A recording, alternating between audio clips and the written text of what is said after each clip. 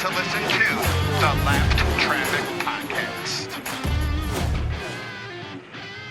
What is up, Lap Traffic Nation? Welcome to episode 255 of the Lap Traffic Podcast. I am your host, the Professor Brandon Crowd. Hope you all had a fantastic weekend.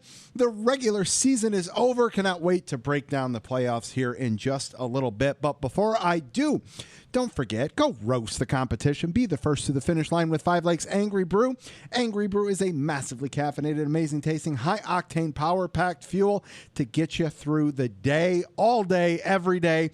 When you need a power-up, reach for Angry Brew. Coffee with a punch, and use code LAPPED, L-A-P-P-E-D, at checkout. Get yourself 10% off. All right. Well, this weekend was an interesting one.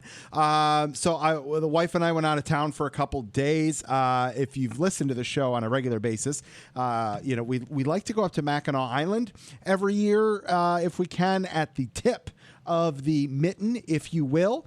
And some friends of ours that we used to stay with in Brooklyn, Michigan, when we go to the races, retired up to Mackinac City, which is on the mainland part. And so we went to dinner, stayed with them Thursday night, and then we took the 15-minute ferry ride over to Mackinac Island, which it's just such retro throwback. There are no motorized vehicles allowed on the island. So you take your ferry, you get off, and it's bicycle, it's push scooter, it's horse and carriage, literally. That's how you get around. It's an 8-mile island. The touristy part is probably only a half mile. There's great bars, restaurants, things to do, shopping, all that good stuff. It's just so relaxing. So we went out there for a couple days. Was supposed to golf at one of the hotels on Friday, but Mother Nature was not on my side.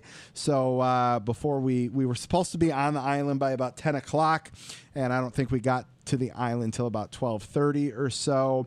But Saturday, weather was perfect, all that good stuff. Had such a great time, and then came home on Sunday. So great time out on Mackinac. So that said, I really only saw about 30 laps of racing, and that was the last 30 of the Cup race on Saturday night. So might be a little shorter show, but that's all right. I do have lots to say about the playoffs and the reseed there, so we'll get to that in a minute.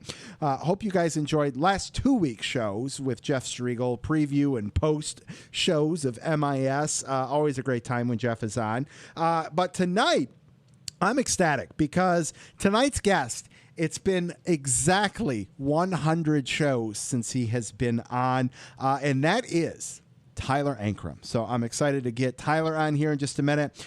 Some limited recaps and stuff from Daytona, and Aaron will be on for some weather for this weekend's races at Darlington, as well as a little college football, more specifically Michigan college football preview, which kicks off this Saturday as well.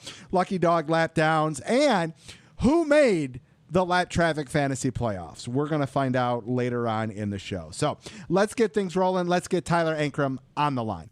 All right, Lap Traffic Nation, joining me on the line, making his 5th appearance on the Lap Traffic Podcast. He's the driver with number 26 with GMS Racing. Welcome back, Tyler Ankrum. Tyler, how are you, man? I'm awesome, man. Thank you for having me back on. Absolutely. Listen, so I knew it had been a minute, so I had to go back and look. You were last on the show, season 3, episode 154. This is season 5, episode 255. So 101 shows since you were last on, and you've had a lot going up on. There's some things to catch up on. Oh yeah, absolutely. I mean, I think the last time I saw you and talked to you was Michigan 2019. I think that sounds very, very accurate. Good memory there, sir. That's awesome.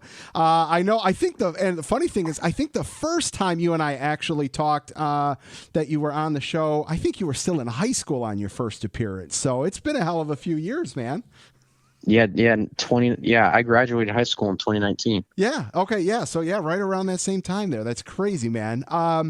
Well, let's jump into it. So it's been an interesting season for you over at GMS. You know, of the 16 regular season truck races, top 15 8 times. You ran up front a lot. It felt like there were so many races to where you were running top 5, and then just something didn't click for the last leg of the race there. So, how do you feel the season's gone so far, and what are some missing pieces that you guys can work on, these last few races of the playoffs and going into next year? Oh, I mean, you're correct. You're correct in, what your question is and what you're saying. It's for this entire year, it has just felt like that things just keep on happening to us. It's frustrating because we will perform very, very well, and we'll run up front, and whether something's happening on pit road, or I get 9 times out of 10 it's been getting collected up in accidents. It's been very frustrating. I mean, that was the first 5 races of the year for us where it was wrecking out, getting involved in somebody else's wreck, at the first or second stage, and it just didn't seem like we could ever get away from anyone. And it happened again this past weekend at Gateway. We ran top 10 the entire race, and we were making a good push there for the end. We were going to be there in the end, and ended up getting taken out. And just it's races like that where it's just we can bounce back and we can have a really good run. We just can never keep it going. It seems that we just keep on getting, punished for other people's mistakes. So I don't think we've, lost a step. I don't think that, it's not like we haven't been performing. It's just we can't get our own way sometimes. Well, to piggyback off that, man, when you look at some of the tracks that we're going to in the playoffs are some tracks that you've done very well at the past and seem to be the tracks that are, maybe favoring to your driving style. Bristol, Phoenix, you've performed at very well in the past. Something tells me you might go steal one from these guys. That's all I'm saying. Oh, I mean, it's definitely been coming. I mean, we've had 2 or 3 races this year where it was like, man, like we had a really good opportunity to win that race, or we had a good chance. And it's runs like that mean the most. And these races coming up, I have been at strong at in the past, and it's a few of those tracks owe me one, and I don't doubt that we can go out there and win one. Oh, absolutely. When we look at the season, when we look at the schedule, kind of where the direction of the schedule's going, we see it a lot, obviously, from the Cup side of things, just because they run, 10 more races than what you guys run.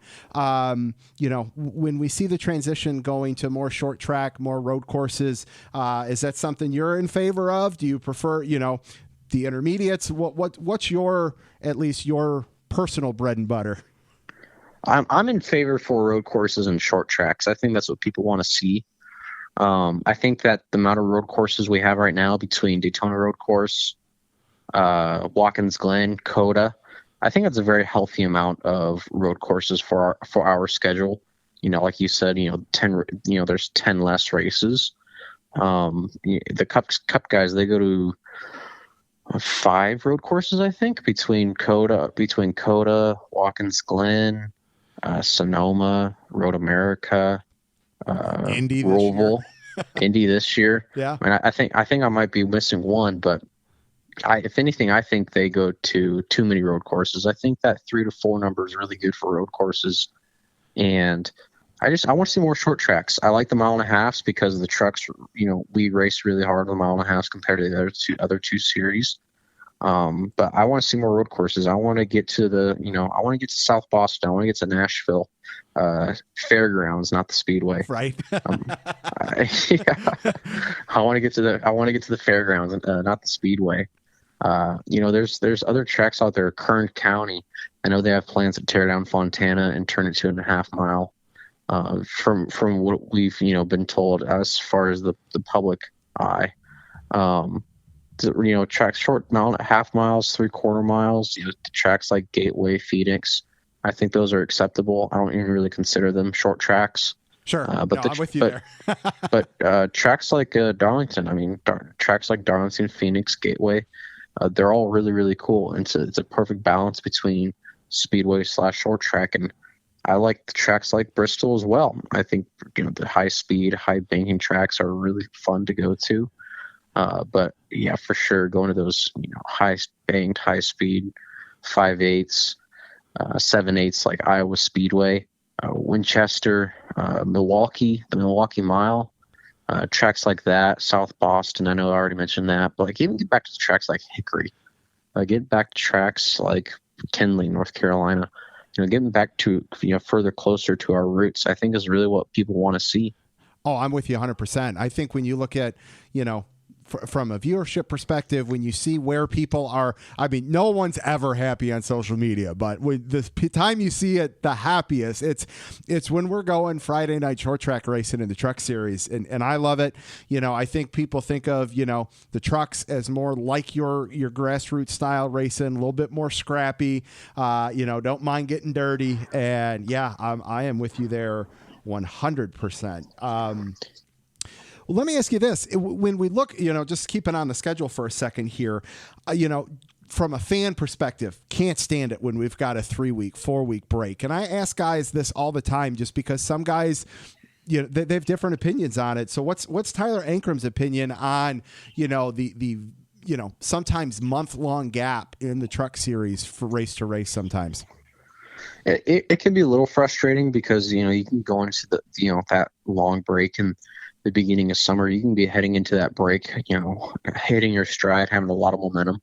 And then it could be stunted right there. But what people don't realize a lot of times, especially the fans, because they don't get to see what happens in, the day-to-day life of, not only just drivers, but the crews as well. But, those 3 weeks allows us time to prepare for, sometimes the next 4 or 5 races. I mean, they build these trucks fast and they can turn them around really quick. And, they have 3 weeks to work on a set of trucks. So in 3 weeks, they can have the next 3 races ready. So in 3 weeks, they can work their tails off and have 3 trucks ready for the next 3 races. And then that entire week, all they have to do is massage, set up, make those trucks perfect to go to the racetrack. In a way, kind of create your own silver bullets. That's awesome. And that's a good perspective there. And it's perfect too because people ask me all the time. It's like, oh, you're heading to an off week. It's like, oh, like you have time to kind of just relax. It's like, no, it's the exact opposite. People don't realize we are busier on off weeks because we simply just have more time. We have more time. We don't usually have the media that we have to go have our responsibilities for our sponsors and our team. We don't have all that, so it's just train, focus on the next race, and you actually slow it back down the week of, so you make sure you're relaxed by the time you get there. That's great, man. I love that perspective. Talk about GMS as a whole. You guys have quite the stable of guys running this year. Last year's champ, Sheldon Creed, Zane Smith, Chase Purdy. What's the dynamic like with all you guys, learning and leaning on each other?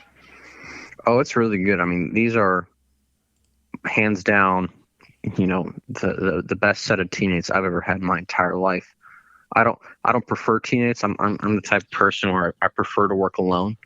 But if it were to have a group of guys that were, within, 2 to 5 years within my age, it takes people aback when, I remind them how young I am. Like I'm 20, Zane's 21, 22, Sheldon's 23, I think, turning 24. Purdy is a year or 2 older than me. I think Jack Wood might be the same age as me, but I kind of got to remind people like, hey, like I'm quite a bit younger than these guys. Sure. But it's awesome to have them, close to my age because, we still relate to a lot of things, and there's great camaraderie. We hang out, we work out together, we train together, we study racing together, and it's a great set of guys to have around you just to enjoy as well as have fun with, which was different from any sort of racing I ever grew up with.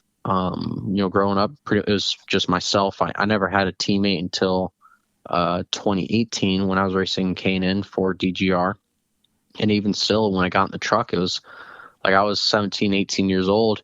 And I was the most experienced guy there. So it was like, you're still kind of pretty much on an island of your own. So having a group of guys that relatively have, within 2-3 years, less or more experience of you.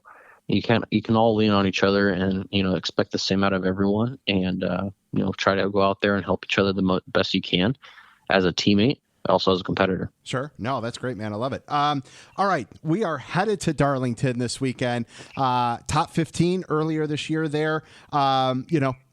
What are you looking forward? Everybody loves going to Darlington. It's got such character from the track as a whole, just pulling up there versus, along with the track surface there. How excited are you to get back to Darlington this weekend? Oh, I'm super excited to head back to Darlington. I hope we have, better luck than what we did in that big giant pileup on the front stretch. We had pitted off cycle to get clean sticker tires later, and we were coming up through the field, and we'd run pretty much 8th to 11th to 12th all night long, and they had that big giant pile up on the front stretch, which made us go back to pit road, put a different set of scuffed tires on because all the other tires are flat spotted. Then we had damage, and I think we got back to like 13th or something like that after that accident. So it was another one of those races where we had performed pretty well, and then had a unfortunate result. But the first year we went there, we ran top 5, top 10, and I think from what we've learned from the day race from last year and the night race, and this year going back to the day race. Also, they have the repave. They repaved kind of like the 5/8 mark to the full mark. I think it's like 600 feet they repaved off of turn 2, which will change the dynamic completely with the racing, especially in turns 1 and 2. It won't change really anything at all, I think, through 3 and 4, other than the fact I think you'll be going a tick faster going down the back stretch. But I think it's going to be super exciting. The Xfinity cars race before us, so there'll be plenty of rubber on the racetrack, so we won't have to really worry about that green racetrack and having to conserve. It's going to be pretty cool. It's going to be the high 80s, which is considerably cooler for Darlington or Florence, South Carolina for this time of year. It'll still be more humid than any other place on this planet, but you don't really notice the humidity when you're going 150 miles an hour. Fair enough. All right, man. Well, listen, where can everybody follow you at on social media? Yeah, you can follow me at Tyler Ankrum. Tyler Ankrum 50, I think, or 50 on Instagram, Tyler Ankrum, Twitter, Facebook. My website's tylerankrumracing.com. Go check out that to get your merch. We got some awesome Lion Racing merch. It's a true story. I have one of those pieces of merch. Oh, do you actually? Yes, I do. Oh, that's cool. But obviously got to thank, my supporters, my partners, Liona, Chevrolet, GMS, Railblazer, Ori Helmets. I mean, they've all been, the guys who made this dream work. So got to thank them. Got to, hats off to them. And hopefully we'll put one in Victory Lane this weekend. Absolutely. I love it. All right, Tyler, listen, let's not let another 100 shows go by before your next appearance on the show. Absolutely, man. Anytime. I appreciate you. All right, Lap Traffic Nation, huge thanks, Tyler Ankrum, for calling in. Tyler, good luck this weekend. Good luck the rest of the season, and look forward to talking to you soon, man. All right, thank you. Yeah, take care, man. We'll see you. All right, Lap Traffic Nation, great to talk to Tyler Ankrum again. So good. Love that guy. He's so awesome to talk to. And I just feel that win is there. Like, I have that feeling for Tyler Riddick in the Cup Series. I have that same feeling for Tyler Ankrum in the Truck Series, that win number 2 is just right around the corner for him. And once that happens, they're just going to start coming in like crazy. So I am also excited for the doubleheader. Tyler mentioned it, the Xfinity Series is going to run Saturday night. Trucks are going to run Sunday right before the Cup cars do, and I love a Truck Cup doubleheader. So I am very excited for Sunday. Sunday's going to be a great day of racing.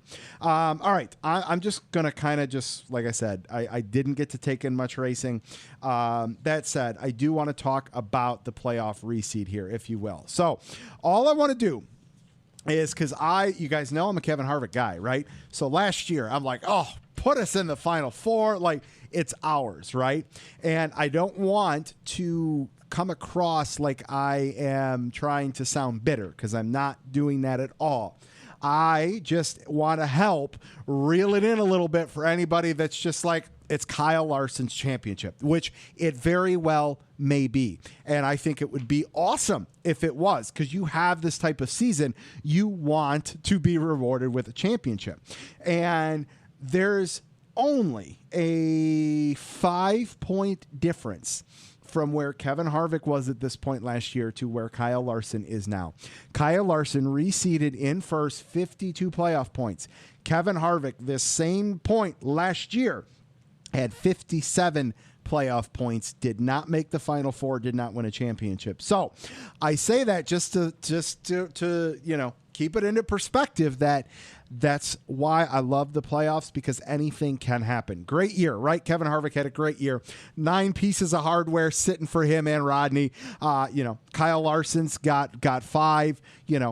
Fantastic year. Something to hang your hat on.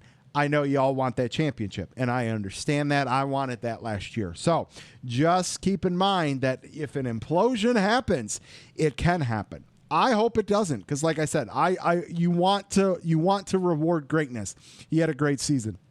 So from that regard, I hope he at least gets to the Final Four. No indication would suggest he's not, but we also said the same thing last year about Kevin Harvick and Denny Hamlin, and neither one of them walked away with the championship. So that's the one thing I want to say. The other thing that I love is that there was so much extra parity this year in that we've, of our playoff drivers, right, 14 of them have wins. So that's stretched out those playoff points, right? So outside of Kyle Larson, I mean, he's got Blaney and Trix and Kyle Busch covered by half, even Chase Elliott right there in the low 20s. Harvick last in 16th from the reseed perspective, but 6th place through 16th, only separated by 13 playoff points. So that's not a lot. Now, am I saying that to say that Kevin Harvick or Tyler Reddick or Eric Almirola or Michael McDowell or Christopher Bell are going to make the Final Four? No, they're not in my Final Four. But, hey, if Christopher Bell can get his way through, win the Roval, well, man, that really would make things interesting.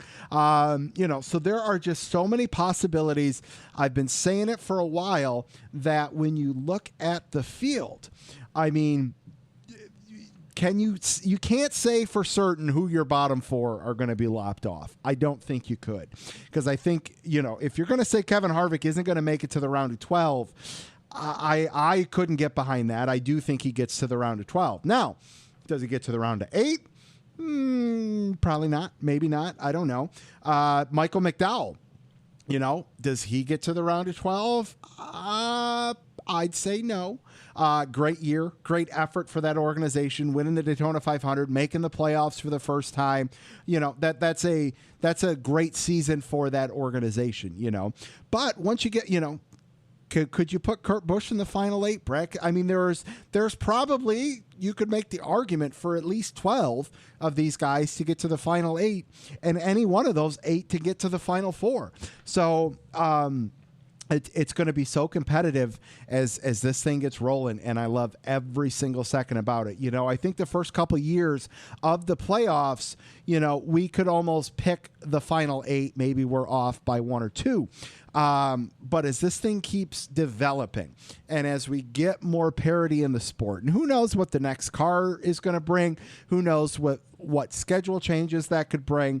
But if we keep seeing, a season with 14 different winners, maybe 15 here and there, if we keep seeing that parity, then that's just going to make it even harder from a quote-unquote bracket prediction, if you will, from a March Madness analogy there, as we go along. And I just think that's absolutely fantastic. So, as I said, I didn't have a whole lot to say about the racing this weekend. I think that's a nice way to set the playoffs, if I do say so myself. Sunday night, Darlington, yes, I'm bummed it's not throwback weekend, but there's enough hype around the fact that it's a Sunday night race at Darlington to kick off the playoffs. I love everything about it, and I cannot wait. Okay, I know it's been a minute since I've done some questions. I hope to bring that into the mix next weekend. With that said, let's do a little Lap Traffic social media. Everybody, make sure you check out the website, thelaptrafficpodcast.com, Facebook, The Lap Traffic Podcast, YouTube, The Lap Traffic Podcast, TikTok, Twitch, Instagram, and Twitter, all at Lap Traffic PC. Don't forget to leave a review if you're this far into the show. Why not? I don't have a giveaway. I feel like I've been doing giveaways forever. We'll get something going after the holiday weekend here. Some new follower shout outs. AJ at AJ_McComer34. Blue collar guy, loves racing. Yes, sir. Paul Moss at Paul_Moss, big Texan sports fan. And Loose out of turn 2 at John Bro 819200615.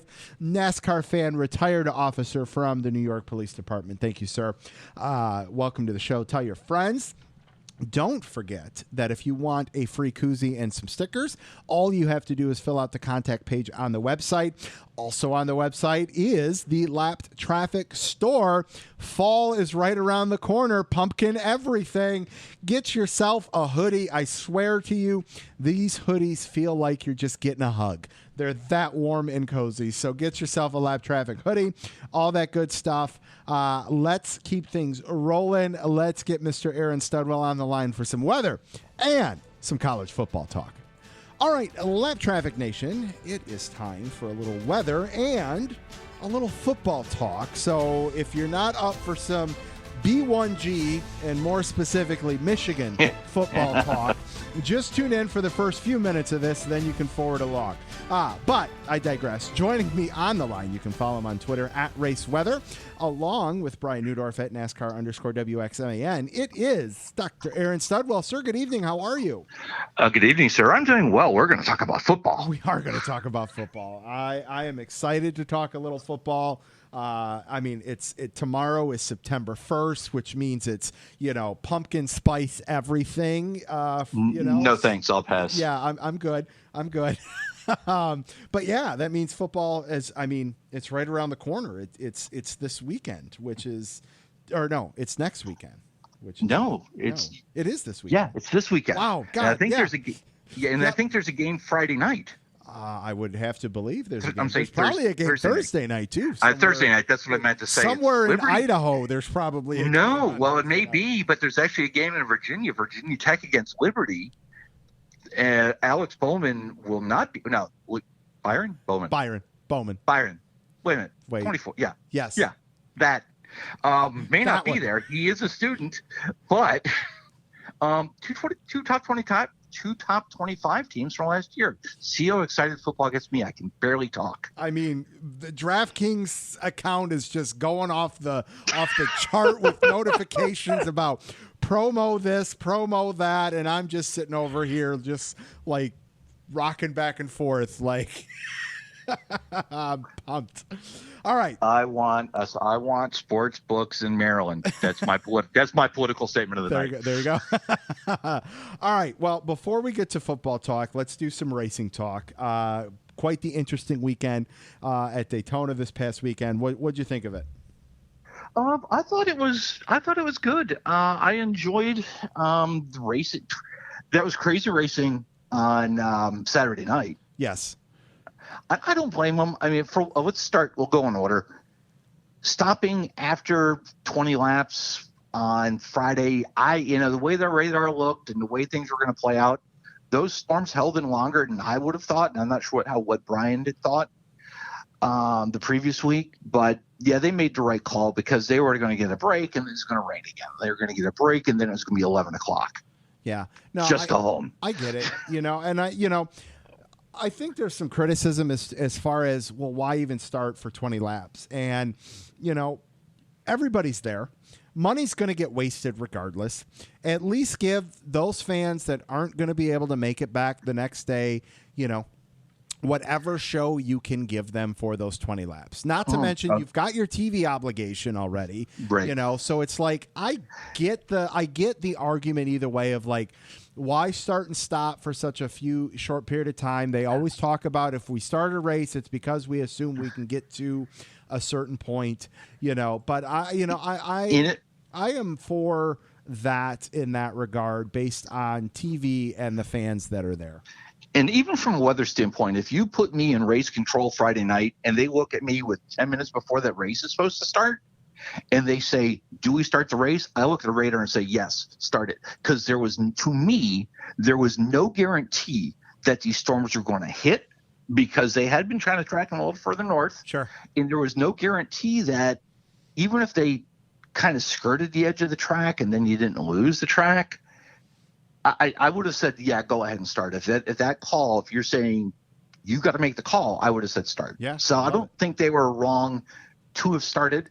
I think they were patient enough, and I think whoever made the calls looked at the radar and said, hey, look, we got stuff 40 miles offshore. We were, and maybe here's the thing. If we're at Dover or Martinsville, maybe they would have said we're going to try and wait because it doesn't take as long to dry absolutely at Dover as it does a 2.5 mile Daytona. Yep. No, that's a great call there. And yeah, like you said, it was crazy. Could Kevin Harvick have picked up that first win? I'd like to say yes from the fan perspective in me, but it didn't disappoint from what we've come to expect. And whether that's a good thing or a bad thing, I'm going to leave it as open-ended as that because that's just what it is. Yeah, and that applies equally to the Cup race, and I think you just say we're plate racing or whatever it's called these days. It's well, actually we're tapered spacer racing. So all right, let's take it a step further because yes, that's what it is.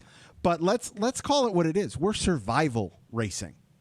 Right. It's the 550. It was the 550 package. Yep. So you had lower speeds. You didn't see. I thought it was honestly the silliness, stupidness aside. I thought it was a good race. So I'm going to be honest, as I told everybody a little bit ago during the race talk, and that was the wife was well past being due for a weekend, and so we did a little weekend getaway, and so therefore I did not see anything on Friday. But I did catch the last 30-some laps of the Cup race on Sunday. So I'm not going to pretend like I saw, so I won't comment on the previous. But what I did see was the, bleep show as expected. But I get to where it could have been pretty decent before all that took place. And what's interesting, and maybe having it on NBC, and I don't remember where they've run it before, I had so many people texting me Saturday night about the Cup race. It seems like, and I haven't seen the ratings, and I'd be interested to see them. A lot of people watched it. I think maybe because of being on NBC proper versus the sports network. I think that always helps. I really do. It's last race. It's the last race of the regular season. It's Daytona. It was a Saturday night versus Sun. I just think there were. You maybe had a little bit of a preseason football thing, but I mean, not with week 4, and you've got. Except for the Ravens starting Dobbins out. I don't think a lot of teams played their starters. But yeah, even Stevie, who's my director, who's my marketing person on the Exo Consulting side, she works as a waitress at a bar, and she put it on the sports bar. She had them put it on the big TV. Awesome. And she's screaming at the TV when Landon got in the accident. I believe it. I love it. Yeah. Well, I don't love that Landon got in an accident, but I love No. Yes. But no, he actually, being my client aside, he actually raced well on. He actually raced pretty well on Saturday too. So. All right. What do we have this weekend? All 3 cups or all 3 series are racing this weekend. Yeah, in 2 days. I know. I am a big fan of a truck cup doubleheader. I think that's awesome. So what do we got this weekend, sir? Well, I want to start it out even earlier, and I'm not going to give you the forecast, but I get open wheel F1 in the morning, then go to trucks, then go to Cup. I get a full Sunday of racing. Look at that. Well, it's a Memorial Day for you. Yeah, it kind of is, especially after the debacle last week with F1 and their rain. Yes. I did see that. Cold front pushing through tomorrow morning. I'm sorry, Thursday morning, day off here. Ridge high pressure coming in, dominate the pattern through Sunday. So really, it's going to be a nice weekend down there. Lower humidity on Saturday, mostly sunny skies, high of 85, low of 58, northeast winds 4 to 8 miles an hour. Sunday, partly cloudy, 88 for the high, 63 for the low, winds southwest, shifting to south 5 to 10. You may see the humidity creep up a little bit towards sunset, but that's September in South Carolina. I really cannot imagine they're going to order a better weekend of racing or better weekend of racing and weekend of weather. I'm excited for this doubleheader. Excellent. I love it. It's good. It looks like it's going to be nice up here. The smoker's going to be going in full effect because it hasn't run in a week or so.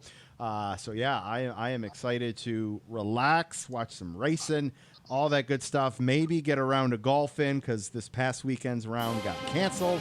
I love it. All right, sir, you can't hear it, but it is playing the Michigan fight song. Let's talk some Michigan college football, sir. All right, let's start with the elephant in the room, and that is our fearless leader, Coach Jim Harbaugh, back for another year. Were you surprised when they brought him back? No, I think that I wasn't surprised. I think I would have been more surprised if he came back without the pay cut. Okay, fair enough. I don't know who you were going to get to replace him. I think that's probably the biggest thing to me is if you say who's better out there, and I don't think there's a good answer for that. I mean, he gave us mediocrity, and anybody can give you mediocrity, right? Well, okay, I want to put the 2020 season aside. 2020 was a debacle, and I have my own theories about why it was so. And you look at I want to throw this out here. Maybe it's a political statement. The states that were under lockdowns longer, the states that made the decision later to play football, and you let the student athletes play football. Sure. Were the ones that kind of didn't play well. Sure. Particularly to the Big Ten, you're looking at Michigan State, and Penn State. Yep. That had subpar seasons. Sure. I wouldn't call that political necessarily. I would just call that what it is in terms of when they were able to, get back rolling and all that kind of stuff. So that's fair. I think that helped with the decision to bring him back. Obviously had to take a pay cut. I think they backloaded it from a performance side so that he could still get it potentially if they were able to do well. And I'm fine with that. And that's fine. It was and you'll have to help me with this one. Was it a year-to-year or was this a multi-year agreement for him? This is a multi-year agreement, but that's. Yeah. That's irrelevant, right? Because they can still. That's exactly the point I was going to make. I'm like, they're not even worth the paper. If you're saying you get a contract, I think it's more like, okay, we have a pay agreement. Yes. This is what we're going to pay you if you're still here. Right. Yeah. No, I'm with you there. All right. So some players to watch. There was one in particular, but then after the announcement yesterday, now I'm even more curious. So Michigan's always been since Rich Rod, we've tried to be a run-heavy offense, and we've always had 4, 5, 6 backs that were switching in and out throughout the game. But all the news is pointing towards Blake Corum, sophomore. Guy was a beast. He's put on some weight from last year, too. Right. I am really curious to see what their run game looks like this year. Well, the thing that's going to really propel the run game is the offensive line. And they're bringing back a lot of talent. They're deep. They're solid. And they're multidimensional. You got guys who really can switch between the guards and the tackle positions on either side, and you've got stability at the center. So I think you're setting up the run game by establishing that good offensive line that's going to really, you're going to go back to the Schembechler era and say 3 yards in a cloud of field turf or tire pebbles, and you're just going to pound the ball. And I think you can do that. Sets the tone for play action, and then goes ahead and sets the tone for the end of the game on that last drive. When you're up by 4, you run it down their throats. They're so tired Yep. from having to deal with the offensive line all day. And we've seen that before, not last year, but 18 and 19. Sure. You've seen them come to the end of games and just, here's the thing. We're going to run it. Yeah. We're going to line up an eye. Yeah. We're going to hand it to our tailback. He's going right there. You're not stopping him. Right. Yep. No, I'm with you there. And speaking of the line, as you said, to develop the play action and all of that, we've got a pretty solid receiver core. I know they brought a couple back. I know they've got a couple freshmen coming in, and our quarterback. And this is where I've always been the biggest critique of Harbaugh. And that is all of his quarterbacks have been transfers for the most part. Just named yesterday, our starting quarterback, redshirt sophomore Cade McNamara. This is really his first recruit that he's getting to start. Right, and that's always been a complaint of mine, that they're so enamored by these fifth-year seniors they're bringing in. Yeah. They're trying to develop this recruited talent, but if you're a recruit, say you're a McNamara, and they would have started Johnson, McNamara's like, why did they come here? And then he goes into the transfer portal. Right. Yep. And I think he needs to get away. And I understand why, you're going after this talent. And maybe quarterback isn't the best place to do it. But there have been guys who came through like that. I'm excited to see McNamara in there. And one of my notes about the wide receiver core is I don't think they have a lot of proven depth. They are young. Your number 2 receiver didn't play much last year, but they are talented. Yeah. No, I mean, listen, do I have them going 12-0? No. And we're going to get to that in just a second. But yes. So I guess, all right, before we get to our picks, so that this is where the tricky situation is, right? Because obviously Harbaugh is on a short leash. And at this point now, this is year 6. 7. 7. I was surprised. Right. Time flies when you're having a shitty time. Never mind. Yeah. So what is deemed acceptable to bring him back for another year? And it's like, you can't have the highest expectations this year with a new quarterback, but at some point, I guess what Harbaugh, I think, needs to hope for is one step above mediocrity and no good quality, talented coaches out there when the season's done and over with, and he's in the same position he's in, and then next year comes back. But at that point, man, we are really stretching this thing thin. Yeah, my concern is we're switching to a 3-4. We've got the talent for it, but I think if they go against, I'll say Washington, because Washington's really, really talented team.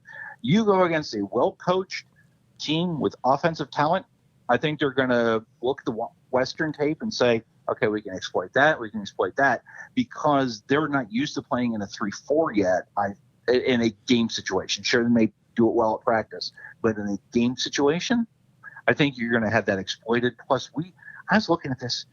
Again, we have so many new assistant coaches. Yeah, and that was the caveat of coming back. Yeah, yes, they had to, but it's and then maybe it goes to your point. If you have a season that's above mediocre, maybe you go for year 8. But man, when do the fans start getting restless? Well, that's the thing. I mean, that might be about now. Yeah. Yes.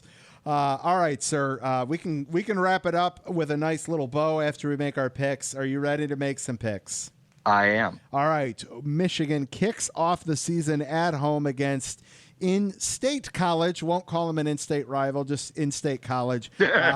Western Michigan this Saturday, 12 o'clock kick. I think we both know that's a W, right?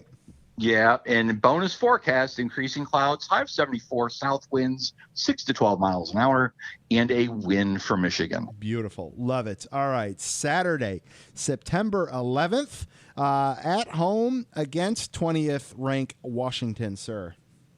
I'll be having NASCAR on the big screen and Michigan on the little screen. I think they're going to lose this game. So, all right, so I have the win. And I'm going to tell you why I have the win. And that is because I think the 12th man plays a role here with Washington coming into the big house on a Saturday night game. I would imagine that's going to be a primetime game.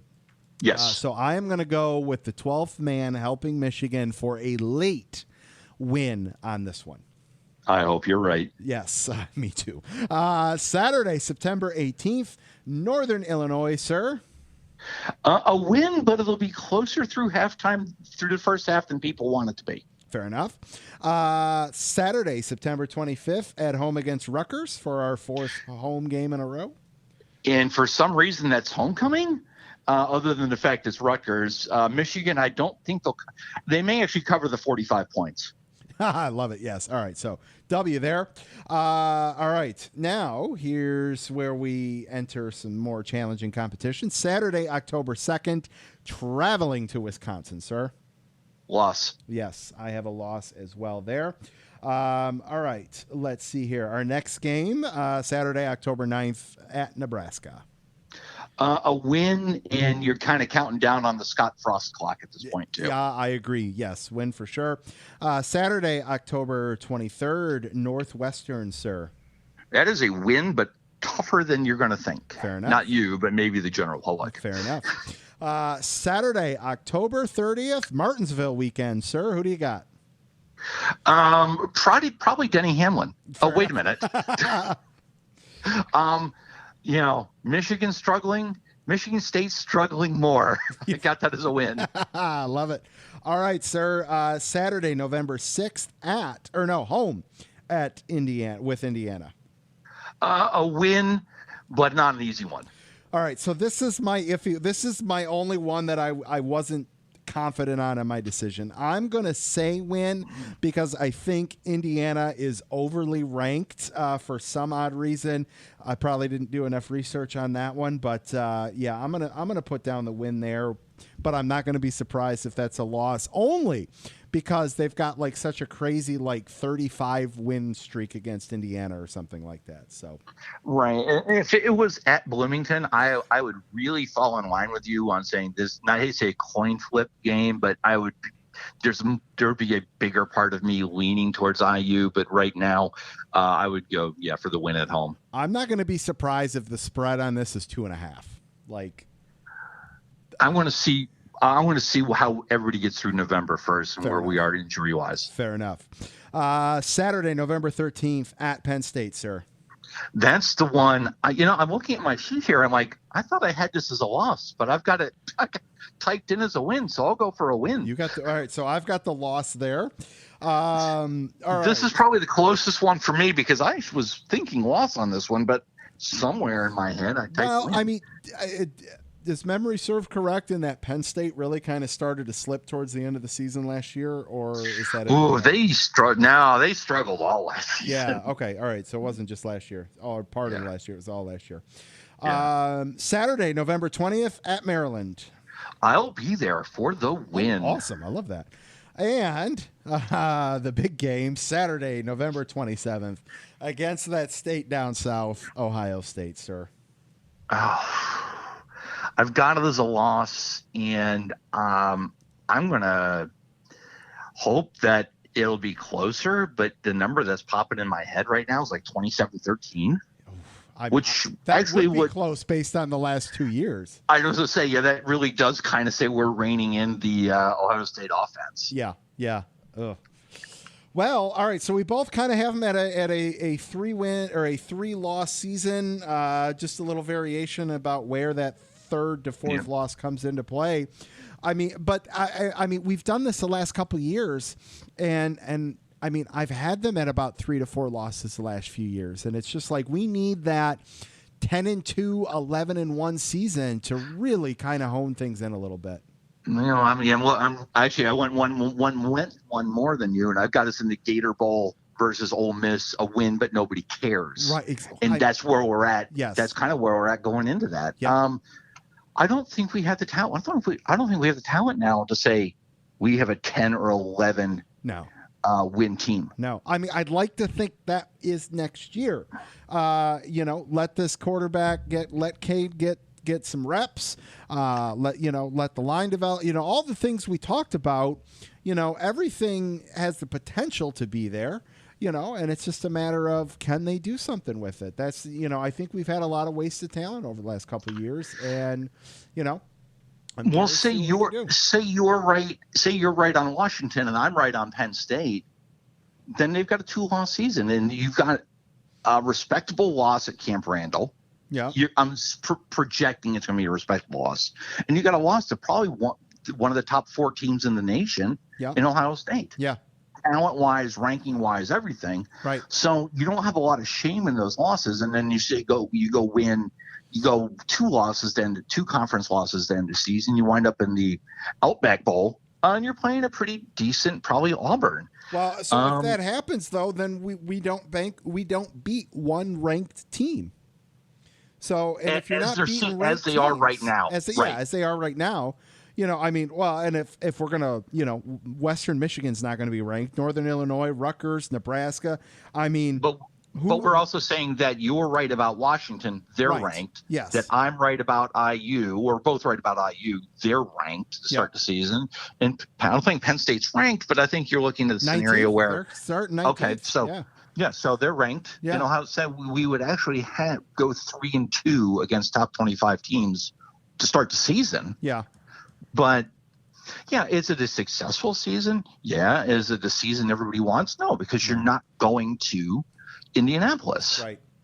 Yeah. And I have a note by that. It's ha, ha, ha, ha, ha. Right. There's no way. Right now, as long as Ohio State doesn't leave for the SEC, I don't see in the next 3 or 4 years that Michigan's going to get to the conference championship game. Fair enough. I'm with you. Oh, all righty. Well, that was fun. Yeah. We could do a whole show on this. Don't tell Lindsay. No, don't tell Lindsay. Nope. All right. Well, sir, that was fun. Great to catch up with you. Everybody, make sure you follow Aaron on Twitter at RaceWeather, along with Brian Newdorf at NASCAR_WXMAN. Sir, we'll catch you soon. You will. We will be time sure. Are you watching the Western game, or are you golfing? No. Golf is either going to be Sunday or Monday, so I will be around. That's right. It's a 3-day weekend. Yes. Yes. Then on that note, chance of rain late Saturday. Okay. So plain you're smoking. Fair enough. The meat. Yeah. Appreciate it. All right, man. We'll catch you soon. You will. Talk to you later. Right, we'll see ya. Bye. All right, great to do a little college football talk with Mr. Aaron Studwell there. All right, let's keep things rolling. Let's get the Lucky Dog lap down picks going. You guys came strong this week. You guys had a lot to say after Daytona, so let's get things rolling. My Lucky Dog pick, the playoff drivers, because you got a chance for a championship. My lap down, Austin Dillon and Kevin Harvick, and we all know why. So let's get to your tweeted responses. Scott at 1985 Wagner's Lucky Dog is Blaney, 2 in a row. Lap down tie, bad blocking and people whining about Rick Rare Racing. I love it. Brian at Storm and B81. Lucky Dog, all drivers as all around. What a great race. Lap down, Rick Rare taking each other out in the back behind everyone. LOL. I love that. Look at that. Right. Back to back. One. Oh, that's beautiful. Chas at Iowa NASCAR fan. Lucky Dog, the Fords, especially Blaney for pitting when they did. Lap down LaJoy. He had him cleared for a millisecond. Got to take that chance. Rowdy at the Rowdy Dragon. Lucky Dog Blaney again showing his force. Lap down everyone from P3 back as they will be scrapping useless junk metal. Jeremy at Living Room War Wagon. Lucky Dog, I won't be around for your tweet, but my lucky dog is you. Got to see one of the best finishes of the season. Lap down, of course, is Austin Dillon. Team had some terrible communication. Eddie at Eddie_EG3. Lucky Dog, Ford Camp continues their stronghold on the Speedway tracks. Lap down, Austin Dillon. Too many mistakes by him and his team cost him a spot in the playoffs. Kristen at K Hoglin79. Lucky Dog to Tyler Riddick for securing the last playoff spot, although I was cheering for literally anyone but him. That's funny. Lap down, Rick Ware Racing Cars for wrecking each other. Colin at Colin_with_cars. Lucky Dog is going to my man Ryan Blaney. 2 wins to close out the regular season is awesome. Lap down going to Rick Ware Racing for killing all three of their cars in 2 seconds. Tristan at Tristan Cole, Lucky Dogs. Ryan Blaney, excellent drive to the win and not wrecking his car. Tyler Riddick on making the playoffs and somehow finishing 5th. Lap down, Chris Busher, Austin Dillon, Rick Ware Racing. Robin at SF49er Girl 16. Lucky Dog definitely goes to Blaney. Woohoo. A lap down. This is a tough one because I could pick many, but I'm going to go with Austin Dillon just because. Matt at Camper News Net, Lucky Dog to Collard Racing for their 1-2 finish. Justin Haley, he's really good at restrictor plate racing now. He's won 4 of the last 6. Good call there. I mean, I've been going out. I sound like a broken record talking about Collard Racing the last 3 weeks, but they deserve every second of airtime. Lap down, Austin Dillon having a chance to make the playoffs and couldn't get it done. CJ at CJ LaPearl, Lucky Dog, this package, amazing plate racing. Hope the next gen car can produce similar racing. Lap down, Matty D made a white flag move with 4 laps to go. That he did, and I get it. And man, that would have just been so incredible. Chris at USMC_NASCAR Fire, Lucky Dog, the fans. It was awesome seeing y'all again. Chris was working the show behind the scenes with the fire department there, which is awesome. Lap down, the weekend is over, and I have to go back to real work. Yeah, that does suck sometimes, doesn't it? WF Professor at Ryan_Hammond 3, Lucky Dog. Kevin Harvick for making it from the middle of the field and getting through the first big one with no damage. Lap down, the misjudge by Kurt Busch to cause the last big one and take a hell of a chance to win from Kevin onto the playoffs. # for the cup. Love it. Braxton at Braxton Crisp, early nominee for Lucky Dog Josh Berry. He just made Michael in that seat really hot with that performance. Haven't seen the one car run like that in a minute. If it wasn't a financial factor, I think Annette would be out. Great call there, sir. Love that. All right. That is going to do it for this week's Lucky Dog Lapdown Picks. Cannot wait to see what you guys bring next week as the playoffs get underway. All right, Lap Traffic Nation, let's close this thing out with a little Lap Traffic Fantasy. Just a reminder, get your picks in by 5 o'clock Eastern Standard Time on Thursday. And only those that have made the playoffs need to submit their picks. Yes, we are down to 16 players in the Lap Traffic Fantasy League. We started with over 120, and we are down to 16, which is so cool. I'm very excited about that. We've got 10 race weekends to settle the score to see who's going to do it. Joining me on the line right now is our reseeding champion, Henry Fletcher. Henry, what's going on, man? How are you?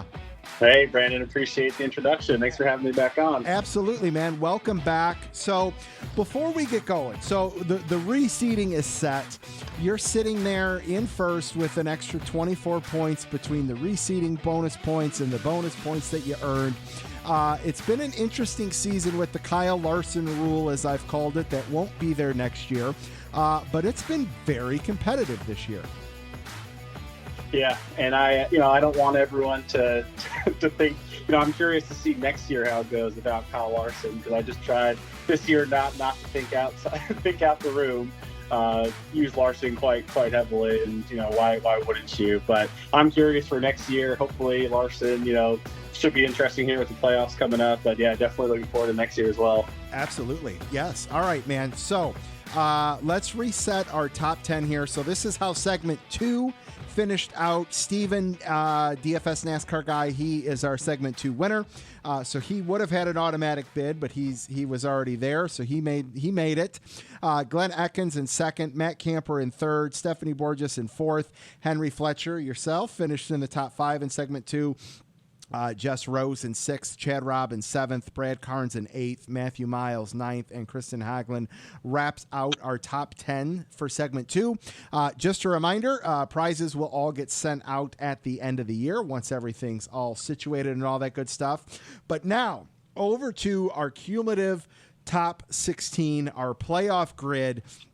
Henry Fletcher is in first with 24 points. Steven, DFS NASCAR guy, is in second with 18 points. Glenn Eckins and Brad Carnes are in third and fourth with 13 points. Chad Robb and John Etwinsel, 5th and 6th with 11 points. Jess Rose in 7th with 10 points. Joshua Neal in 8th with 8. Matt Camper in 9th with 6. Fred Leclerc who won segment 2 but had fallen out of segment 1 had fallen out of the top 16, so he got the automatic bid. Fred Leclerc, just letting you know that a guy from Fox by the name of CJ Wolliver is a little upset because CJ got knocked out. CJ had bumped up to 16th, but because of Fred's bid, CJ missed the playoffs his first year playing. Jeff Bevan and John King are tied with 4. Charles LaPearl and Stephanie are in 3rd, and myself and Michael from the Blind Spot podcast are down there at the bottom with just 2 bonus points. So we're feeling the Kevin Harvick struggles right now down there in 15th and 16th. So just a reminder, every 3 race weekends, we're going to lop off the bottom 4. And when we get to a final 4, points are being reset to 0. So we're going to run it just like they do. Sir, what do you say? You ready to make some picks? Let's do it. All right. We are headed to Darlington to what should be throwback weekend, but it's the first weekend of the Cup playoffs. I'll take that, I guess.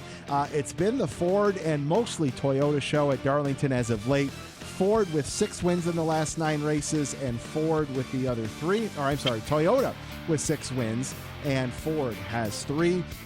We do not have an active Chevy driver that has won outside of Kevin Harvick, who's now driving for Ford. Will HMS have something to say about that this weekend? Who starts the playoffs off with a win? Do the Lap Traffic Fantasy Playoff players make some changes, or does everybody take Kyle Larson? We'll find out this weekend. I will be posting the picks ahead of time before race weekend so everybody knows who to root against. But right now, it is time for our picks. Henry, we'll start with the Truck Series. Who do you have for Darlington? All right, so for Darlington Trucks, I'm going with the Ford truck, John Hunter Nemechek. Solid pick there. I need to make up quick momentum here, so I am going to go with Sheldon Creed, assuming that everybody's going to take John Hunter Nemechek. Over to the Xfinity Series, sir. Who do you have? So if memory serves, JRM was pretty strong out last time. I'll choose the 9 this time, Noah Gragson. Noah Gragson. I am going with the 19 of Brandon Jones this weekend. And the Cup race on Sunday night. Who do you got? Well, not too much drama here, but I didn't like the sound. I didn't know about that Chevy recent history here, but I'm going with the 5, Kyle Larson. Kyle Larson, fair enough. I mean, hey, why not? Perfect time, right? I remember a surge there just a couple months ago that he fell just short of. Yes. So this time we'll see what he can do. I love it. I am going to roll with the 11 of Denny Hamlin. Let's kick things off right here. Let's get him that first win here this weekend. So, alrighty, sir. Good luck in the playoffs. Maybe we'll talk to you soon over the next 9 more weeks, and we'll see who picks up some trophies at the end of the year, man. Yeah, sure hope so. Thanks. I'm looking forward to it. Absolutely. Have a great holiday weekend. You as well. Thanks. All right, Lap Traffic Nation, that is going to do it for episode 255 of the Lap Traffic Podcast. Make sure you check out the website, thelaptrafficpodcast.com. Facebook, The Lap Traffic Podcast, YouTube, The Lap Traffic Podcast, TikTok, Twitch, Instagram, and Twitter, all at Lap Traffic PC. Huge thanks to Tyler Ankrum, Aaron Studwell, and Henry Fletcher for calling in. I am still working on somebody for next week. We'll see what happens. Hope you all have a great Labor Day weekend. Enjoy Darlington this weekend. Don't get caught chasing a lucky dog. Make sure you tune in each and every week to the Lap Traffic Podcast. See ya.